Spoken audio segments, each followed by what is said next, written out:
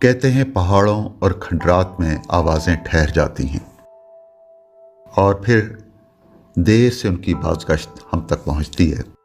آج بھی ایسا ہی ہوا تھا۔ میں دوستوں کے ہمراہ ایک عرصے کے بعد ٹیکسلا کی قدیم ترین یونیورسٹی جولیا کے کھنڈرات دیکھنے آیا تھا۔ ٹیکسلا اسلام آباد اور راولپنڈی سے تقریباً 32 کلومیٹر دور واقع ہے۔ اس کا قدیم نام تیکشلا تھا۔ یہ پتھر تراشنے والوں کا شہر تھا۔ دلچسپ بات یہ ہے کہ اب بھی اس علاقے کے گرد و نواح میں پتھر تراشنے کے کئی مراکز ہیں۔ کہتے ہیں ٹیکسلا کی تہذیب کا آغاز قبل مسیح کے زمانے سے ہوا۔ اس کی دریافت کا سہرا معروف آرکیالوجسٹ سر جان مارشل کے سر ہے، جس نے ایک گمشدہ تہذیب کا سراغ لگایا اور انتہائی محنت سے وہ آثار دریافت کیے جن سے ٹیکسلا میں رہنے والے لوگوں کی معیشت، معاشرت اور ثقافت کا پتہ